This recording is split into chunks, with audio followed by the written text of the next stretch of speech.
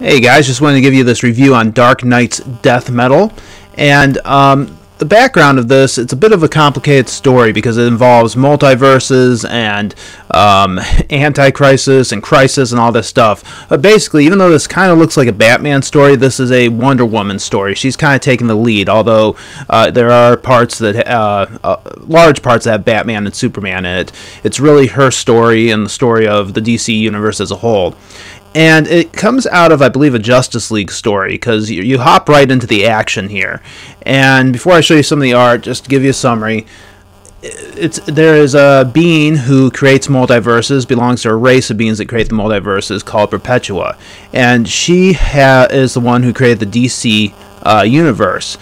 And she should have done it out of connective energy that would connect all things, basically all the good stuff. But she did it out of crisis energy, which is more selfish, more evil. And to me, I think what they're getting at is that this is why the DC universe has all these different crises and is constantly rebooting itself.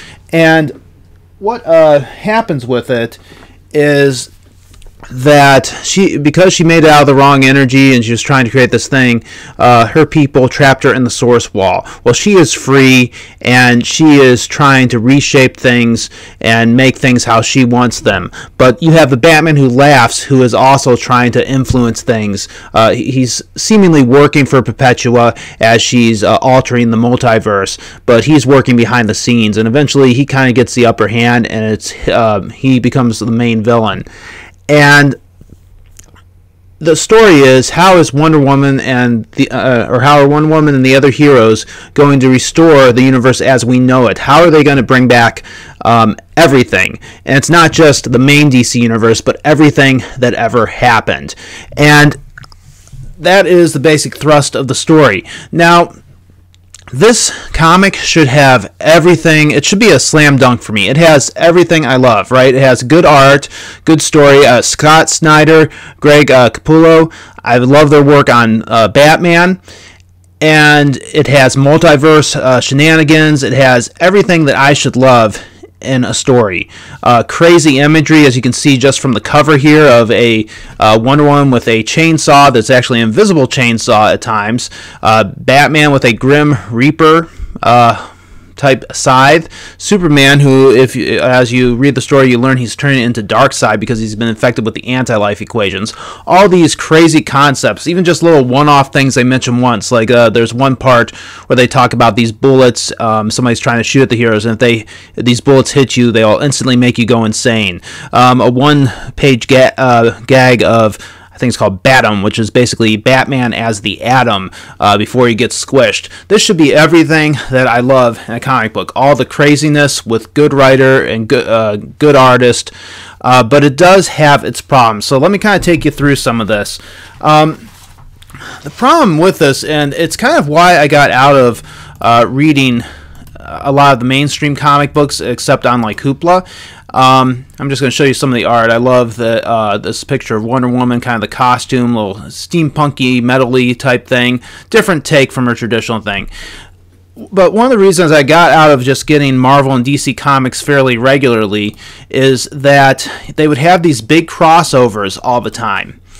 And they would try to connect everything to those crossovers. So you'd think, okay, I'm going to buy this 5, 6, 7 issue crossover and get a story, but then you would buy the comic and be like, oh, you also have to read this to know what's going on. Or if you don't read this, you're going to be confused by next issue. And I don't mind there being tie-ins, but my problem, just pausing here for the T-Rex Batman, made from the robotic dinosaur in the Batcave. There's all sorts of alternate Batmans in here. But my problem is when those tie-ins become essential, all of a sudden you went from buying this one series and committing to it to no, you have to buy everything or else you're going to be confused. And you'll see some instances of that as I kind of talk about this. But that was the main problem here, and it kind of really took away from the story, despite the fact that it has these this great imagery. I'm just going past a page with a Dragon Joker. This is where Wonder Woman uses her invisible chainsaw on the Batman who laughs to kill him, but he comes back. This is early in the story. and it's kind of, I think it's done from, I think she melted down her invisible jet, something to do with her invisible jet. And there are parts in here where you just get really confused as to what's happening, or I guess they kind of sum it up, but you feel like you're missing a big chunk of it. So that's one of the problems I have with it. I'll show you some examples as I kind of get to those. Another example, or another problem that I had with this is that it drug out the ending. The final battle seemed to take forever compared to the rest of the story, so the pacing was a little bit off. And there is actually, in the final battle, you have all the heroes and villains kind of working together, which is great, but they have one villain in there, and you might be able to guess who it is. I'm like, man, he should not be in here helping the heroes, and that is the Joker. And the thing with the Joker is, you can't trust him. Even if his life is at stake, even if the world is going to end, you cannot trust the Joker to be fighting on your side. And I think they should have shown something where he tried to backstab the heroes, or he tried to do his own thing, or he just, as they say in, what was it, The Dark Knight, or the Christian Bale movies, you know, he just wants to watch the world burn. You don't really see that in this version of the Joker. So it's kind of, that did not make much sense to me for his character. And those really three things. The ending being too long, I could probably deal with the ending being too long, but the Joker being out of character, that was, in the big scheme of things, very small, right? It's not a major part of the story. It's more like something that just happens during a couple panels, but it just stuck out so much to me. So here's one of the things that happens with crossovers right here. I was talking about you're missing part of the story. The Robin King. So there is a part earlier on where the Batman Who Laughs talks to these little, almost demonic Robins, and he says, "Do you want to be my Robin King?" And he shows up here. Now, you could probably get away with not knowing anything about what's going on here, but the issue is that with the Robin King, you assume he's like Tim Drake or Damian Wayne, like all these other Robins. This is actually a version of Bruce Wayne, and who shot his own parents. And that is all in a tie-in to this story. So, yeah, great visual, but you miss a big part of it by not actually seeing the story here, right? By not actually getting the story in the main part. Here's Jarro. This is why I should love it. All this crazy imagery. Batman hugging a starfish, and even here it says, "Why are you hugging a starfish? See Justice League for why Batman is hugging a starfish." Or better yet, just make up your own reason. I love that goofiness. Like, yeah, just figure it out. You know, just come up with a weird reason. But this was where it really hit me for the first time here. In these panels, they're sort of explaining everybody's role and how they're going to take down the villain's scheme. And they're saying, okay, like John Stewart, you lead the Lanterns, take down the antennas. Martian Manhunter, your team goes after the throne. Flash, keep Wally safe because he's important to this. Meanwhile, my team will sneak into the dark multiverse and through the portal beneath Castle Bat and redirect the crisis energy to Wally. Okay, that sounds like an awesome story, but you get to this part where, let me kind of skip ahead a little bit, get off the captions, and they kind of talk about it a little bit more here, but then we flip ahead, and the next time we see the heroes after they're going to the battle, this is what's going on. Batman is being torn apart by, I believe this is Mobius, they said, or perhaps the Anti-Monitor. Really doesn't matter because we don't know anything about him. We won't learn anything about him. This is what's happening to Superman. He's getting stomped by, I'm thinking that's maybe, is that Justice Lord Superman, Kingdom Come Superman, and the Red Sun Superman, and is that maybe Ultraman? I can't really tell. And he's right before Darkseid. That's when we see Superman next. And when we see Wonder Woman next, she's facing off with Superboy Prime. We skipped all of this. How come Superman's being disassembled, right? How come, I'm sorry, not Superman. How come Batman's being disassembled? How come Superman is being stomped down by all these alternate versions? And Superboy Prime, this is a big reveal. Okay, how come Wonder Woman is captured here? We don't know what happened. So that is a big jump in everything here, and that really bothers me because that's an important part of the story. And for someone who is just reading the main crossover, this is pretty huge for them, right? They bought these comics expecting to get a whole story, but they're missing what looked like one of the major parts. Now, you could argue, go back and just read the other, they have all the other stories collected in trade paperbacks, but you're spending more money, and even if it came with this, it messes up the pacing, right? So let's say that I paused and I read that other trade paperback. All of a sudden, we are taking something that needs to be, if it was in the main story, it would have been paced, going back and forth between characters, things would have happened at a nice clip, and you're taking each of those stories and expanding them into a one-shot, reading about them one at a time instead of going back and forth, reading about the next character, reading about the next character. And it doesn't, when you break off stories like that, it does not really work as far as the pacing goes for comic books. And I understand why they're doing this. Like, yeah, Batman's just being disassembled here. Great visual, but what in the world is going on? I understand why comic companies do this, right? It's a way to make more money. There are people who will, and I was one of them for years, who will buy the main story, the main series, and then buy all the crossovers. But for those of you and those of us who can't afford that, it creates a big issue. Now, you could wait for it. I got these from Hoopla, right? So I'm getting them from free. If you don't know about Hoopla, go to your local library. Great image of Wonder Woman bringing Lobo clones into battle.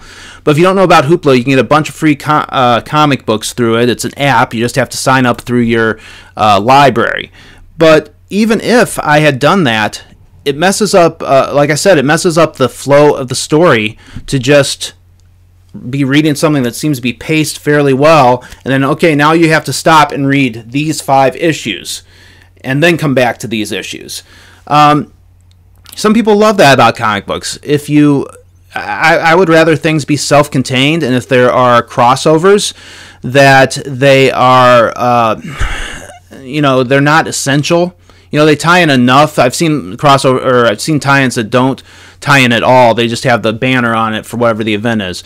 But I want to feel like I don't have to read this, or I could just get the main series and still figure out what's going on in it.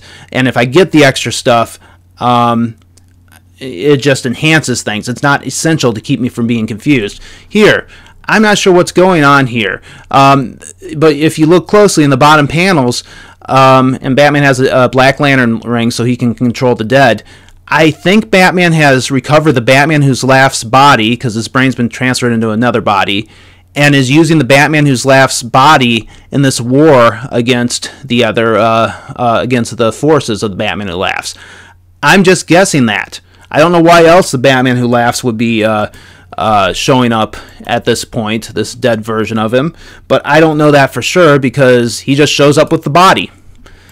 These are just some images, some good images from this epic battle, Batman with a scythe, right? I'll show you a few more. I'm getting towards the end here. Just kind of an epic showdown here. And let's see. Okay, this is Wonder Woman kind of coming back, being reborn, ready for the final showdown against the Batman Who Laughs. Good imagery, her coming back covered in gold with her sometimes invisible chainsaw, sometimes not. I guess she kind of chooses when that happens. And we're going to jump forward a bit. We get to see Batman doing cool stuff. This is him like, yeah, all my allies are gone, but, and you cut off my hand that has the Black Lantern ring, but that's a fake ring. I kept the real Black Lantern ring on my chest, and now all my allies who you have cut down, they're now coming back, as well as all the people on your side, I believe. We even get Alfred here, Zombie Alfred. I love this type of stuff, and I wish the story had just been told in here so that I don't feel like I'm interrupted by things. So we get to the end here, and the ultimate end is that Perpetua's people have decided to save, because they're impressed by what they see, to save the hero's Earth. And the way they're going to do it is they're going to make everything count. Now this, I do like how they ended this. Basically, every DC story counts now. There's not pre-crisis continuity, post-crisis continuity, continuity after 0 Hour, and all these other things. Everything counts, no matter how silly or crazy it's been, no matter how contradictory. Does it make sense? No. But it makes things canon that had been wiped out before. And I'm okay with that. It's kind of like the Doctor Who approach. Is there a canon in Doctor Who? Kind of, but not really. I think I've heard there's a couple different Atlantises or something. But I'm okay with that. I want everything to count. It's just an awesome scene of the superheroes celebrating. You've got Jarro, rather, playing the bell here. You've got Batman, right? You've got Wally on all the different drums. I just love this scene. So I also love what this sets up, because if we skip to this page, maybe not that page, wrong page. We skip to that page. We learn that new universes are being created. No one knows where Darkseid is. And it seems to set up all these possibilities for the future. And there's a team that's going to investigate all this, and that team includes villains like, where's the page? Like Vandal Savage, Talia al Ghul, and Lex Luthor. Plus, you have heroes on it. I think Superman and Batman are just hanging out, overseeing things. But you have Martian Manhunter, Mr. Terrific, and Hawkgirl. And that seems like a very good setup there. So I love what that sets up, and it brings back, sets up one of my favorite teams returns, the Justice Society. So there is a lot to love about this. It's crazy, it's big, it's metal, but it sets up a lot of cool stuff, has a lot of great moments, but it's just that whole thing of, we're going to take this story that is a great story, and we're going to pull out pieces of it that should be in there and put it into other books. You can still read it on its own, but you just feel like you're missing things. So for that reason, something that should be, like a 9.5 or so for me, I'm probably going to knock it down to about an 8, because I'm missing those key parts to the story. It's still fun, and if you're willing to read the other parts, you'd probably get more out of it. But like I said, it's still going to mess up the pacing. So yeah, that is my review of Dark Knight's Death Metal. I hope you're able to enjoy it, that you're able to enjoy all the different parts and not feel like you're missing stories.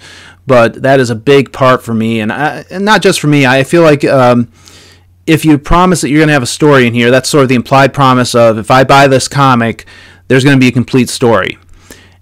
And I feel like they should deliver all parts of the story, especially with comic books being, I don't know how much this started out as, but the average comic book is $4 right now.